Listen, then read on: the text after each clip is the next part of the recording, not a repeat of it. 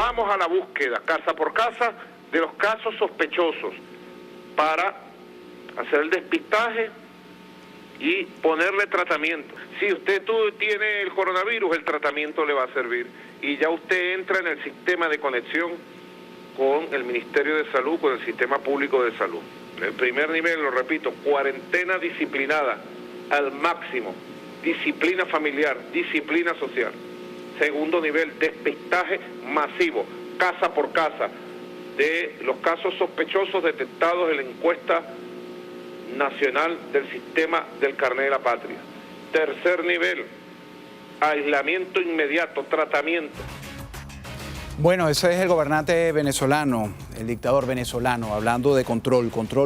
Tanto control que hasta los periodistas, a los propios médicos que denuncian, ese es el control de este tipo de régimen. Vamos a conversar en este segmento con la doctora Dadilia Garcés, médico epidemióloga, profesora del Miami-Dade College, y también está el amigo Carlos Sánchez Berzaín, director del Instituto Interamericano por la Democracia, exministro de la Defensa de Bolivia. Comienzo con las damas, porque además usted, colombo-venezolana, vivió toda su vida en Venezuela y tiene una mejor respuesta a esto que está haciendo. Es el deber ser, porque vamos a hablar de América Latina, pero ¿qué es lo que está haciendo el régimen venezolano para controlar el coronavirus? Está tomando las medidas que tienen lógica de tener una cuarentena, de tener las personas el distanciamiento social, que inclusive aquí en el estudio lo estamos haciendo. Sin embargo, debemos recordar, y es una de las razones que yo no estoy en mi país, el mayor recurso humano del sector salud no está en Venezuela. Yo soy epidemióloga formada en Venezuela y no estoy en mi país apoyando en este momento. La estructura sanitaria de Venezuela en estos momentos no está preparada para una epidemia ni para responder a lo más básico de las necesidades de una población. Es decir, señor Berzaín, ¿esto es más política, más voy a lucir ante el mundo que estoy haciendo algo? Bueno, para poner esto en contexto hay que recordar que hay dos Américas. Una América democrática y una América dictatorial. La América dictatorial es la América castrochavista liderada por Cuba, que tiene bajo su control a Venezuela, a Nicaragua, hasta hace poco a Bolivia y hasta hace menos poco al Ecuador. Entonces, estos países tienen un sistema, los países dictatoriales del castrochavismo, donde falta el elemento esencial, que es libertad. Como no hay libertad de prensa, como no hay libertad de expresión, como hay control dictatorial, estamos viendo en Cuba, en Venezuela, en Nicaragua, una forma de respuesta a esta pandemia que es la forma de respuesta dictatorial, abusiva, violatoria. Cuba recibiendo enfermos, Cuba negociando con este tema, Venezuela exponiendo a la gente y Nicaragua haciendo marchas en contra del coronavirus. Bueno, aunque Cuba en las últimas horas del día de hoy ha señalado que va a cerrar fronteras, entonces no entendemos después que se lucró, incluso con el último crucero que llegó. Cuando oímos esto de la parte de América dictatorial, ¿va a ser pandémico realmente? ¿Va a ser una crisis sanitaria sin precedentes? Sí, lamentablemente sí.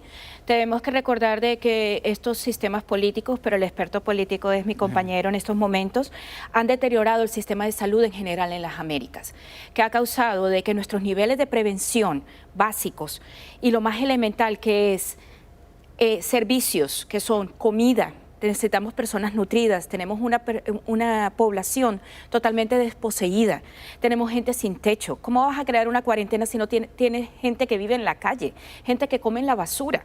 Tú no puedes controlar totalmente una población cuando las necesidades básicas no están cubiertas.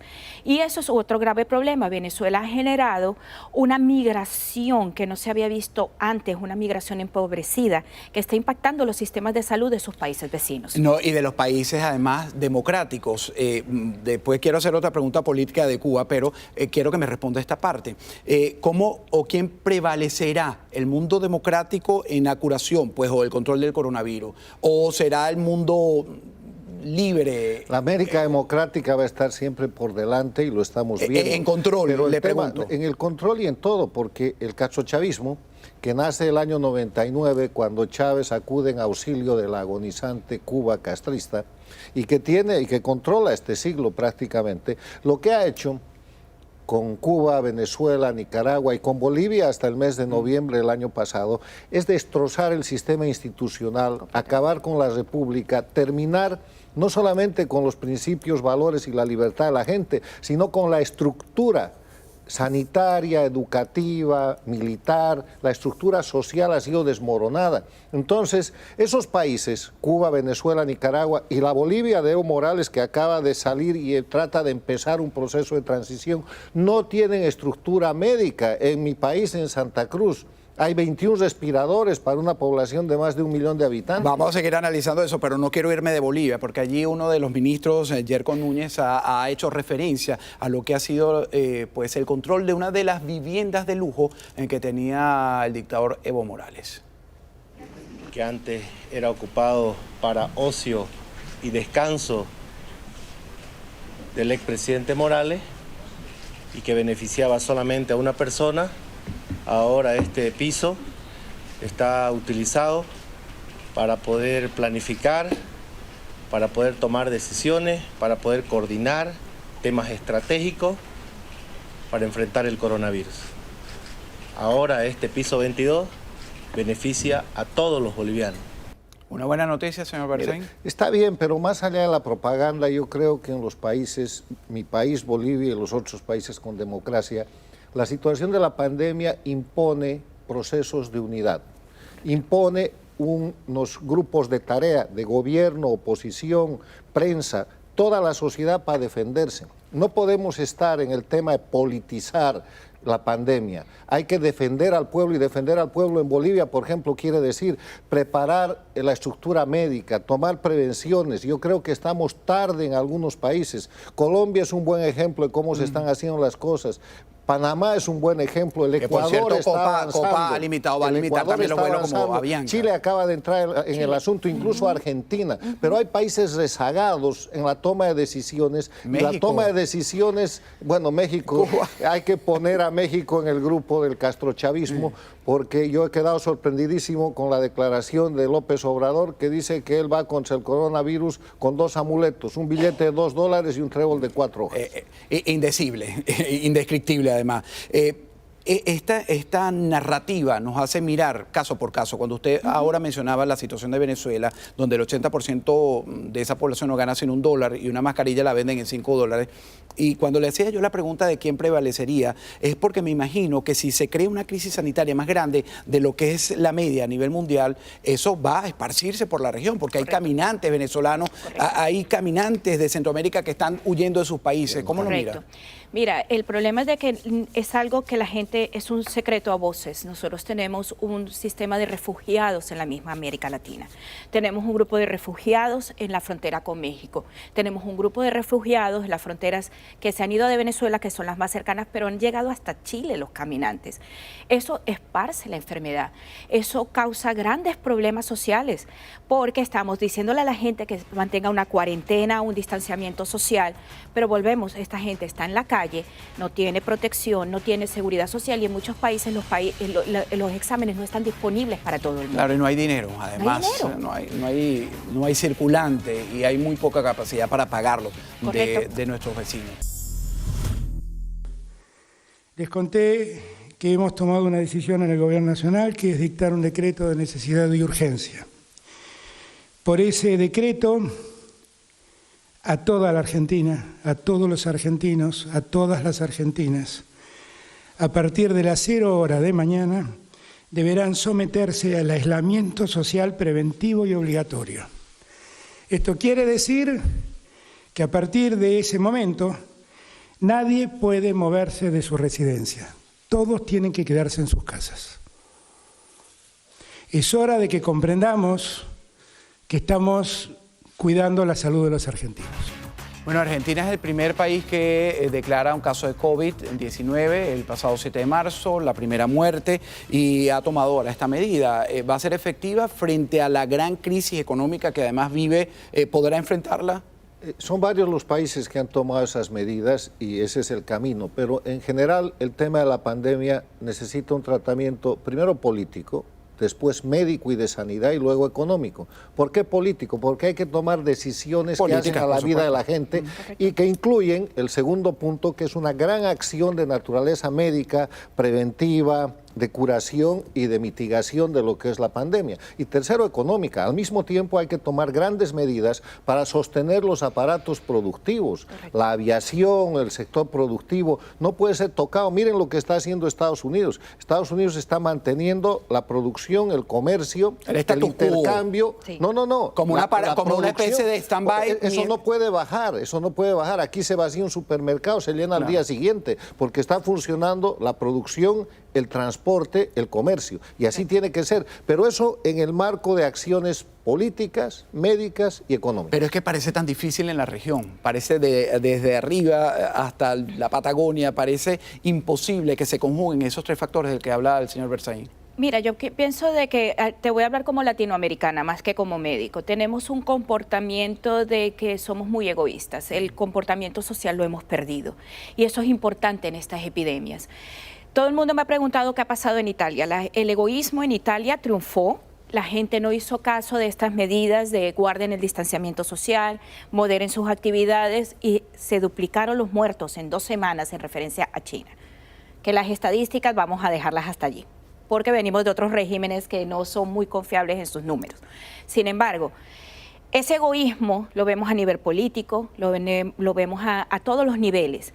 Lamentablemente, si no hay una cabeza que coordine todo y que nos prepare, no vamos a tener la oportunidad de poder crecer como nación y controlar esta situación. Ese es mi punto de vista médico. Necesitamos tener una cabeza que nos dirija, que nos coordine, que nos digan qué es lo que tenemos que hacer y lamentablemente nuestros gobernantes muchos no están tomando las decisiones. ¿Quiénes serían esas cabezas, señor Berzaín, en esta región? En cada país el gobierno. Y el gobierno unido con la oposición y en coordinación con la prensa, la comunidad. Este es un tema de importancia. No, este es un tema de importancia nacional y de importancia mundial. Aquí no hay lugar ni para hacer ventaja política, ni para seguir haciendo campaña electoral, ni para proseguir con la búsqueda de espacios que pueden beneficiar a alguien. Aquí se trata de derrotar una pandemia que es una amenaza mundial y tiene que ser operada por la gente que está en el control del poder. Ahora, hay las variables en lo que son las dictaduras. ¿Qué es Cuba, Venezuela y Nicaragua? Esos pueblos tienen que ser asistidos internacionalmente porque las dictaduras que los someten, que están usurpando el poder, los van a matar. Hablando del castrochavismo, vamos a ver qué dice, usted se rió hace rato de México, de la posición que ha tenido, vamos a ver qué dice un funcionario de Manuel Felipe, el canciller. Cuidar que el comercio entre México y Estados Unidos no tenga una afectación mayor de la que ya estamos viviendo. Por lo tanto, no se van a afectar en esta decisión que estoy refiriendo, que Estados Unidos anunciará también el día de hoy en unas horas, no se va a afectar la actividad comercial, productiva, el empleo entre los dos países. No se cierra la frontera y si se enferman, se contagian, son millones y millones. No, esta noticia es más completa que eso. Hay un tratado de libre comercio entre Estados Unidos, México y Canadá. En ese marco ellos no van a bloquear el tema comercial, porque es obvio, pero le han pedido a sus pasajeros y a sus ciudadanos que no viajen. O sea, la frontera está técnicamente cerrada para actividades que no son esenciales, pero lo esencial es el comercio, lo esencial es que el mundo siga circulando. No la vida social. Alimento va y viene. Correcto. Ahora, en ese tema yo vuelvo con las dictaduras. Venezuela, Cuba y Nicaragua son una amenaza regional por su relación con Irán. Son los países que tienen abiertos los vuelos con Irán y no están controlados, por su relación con la propia China. Y esos son los dos países en los cuales hay una exportación muy grave de lo que es el coronavirus. Ese es un tema de importancia regional y mundial. Hay que ponerle el ojo a las dictaduras porque no solo van a seguir matando a sus pueblos, son una amenaza para toda la región. ¿Qué sería efectivo, doctora, para el control de epidemias, que es su especialidad, por lo menos Cuba, que tardíamente ahora dice que va a cerrar la frontera, Venezuela, que vemos al gobernante también tratando de lucir como un presidente legítimo, tomando decisiones acertadas? ¿Cómo pudiera ayudarse desde afuera a la población tanto de Cuba como de Venezuela? Sanitariamente. Mira, sanitariamente, una de las cosas más importantes es la información, y era lo que planteaba aquí nuestro compañero. En estos regímenes la información no es confiable o es muy limitada. En Cuba y en Venezuela no pueden tener la información que nosotros tenemos y eso genera un control total de la situación. La información es fundamental para controlar una epidemia. Informarle bien a la gente, no con miedo, no creando pánico, pero sí diciendo qué es lo que debes hacer y cómo debes hacerlo. Y darles las plataformas como deben de ser.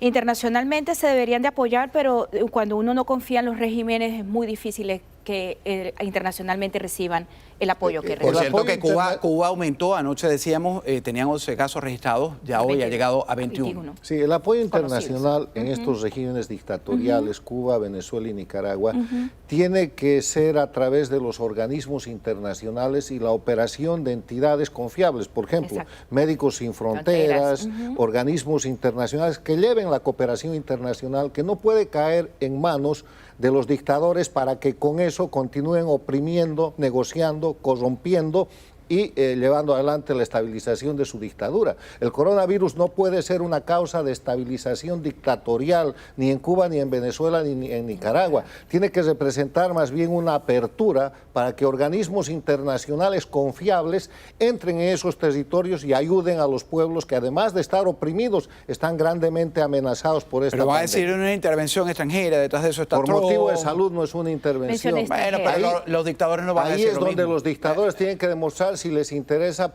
primero pueblo, ¿no? mantenerse a costa del sufrimiento de los pueblos y de la pandemia en el poder, o abrir el espacio para que los pueblos puedan ser Pero es que uno tiene tanta desconfianza, porque yo como venezolano veo que un dictador ve que la población, la mayoría, come de la basura, no hay ningún interés, que ven cómo viven en las condiciones el pueblo cubano, no tengo ninguna confianza, usted lo mencionaba hace rato. ¿Cómo generársela al mundo para que entienda y se una para de verdad tenderle la mano a estos pueblos del castrocomunismo? Estoy de acuerdo de que necesitamos las organizaciones no gubernamentales que intervengan y que nos colaboren en estos países y que tomen en cuenta la opinión del conocimiento interno de los médicos, de las enfermeras, de los expertos en salud pública de estos países que están lidiando realmente con el problema, no con los números que nos están dando, no con la información que nos están dando. La gente que está en primera línea lidiando con el problema son los que estas organizaciones deben contactar sin politizar, sin crear ningún otro inconveniente y ponerse de frente con los recursos para ayudar. Y Venezuela tiene un presidente legítimo, es Juan Guaidó. Hay que saber quién es el ministro de Salud de Juan Guaidó y empezar a trabajar. Y ver las acciones. Así es, o sea, ¿cuál es el equipo de crisis de Juan Guaidó? Porque ese es el gobierno legítimo, vaya ahí la ayuda. Así es, gracias al doctor Berzaín y también a usted, doctora Garcés, fascinante esta conversación.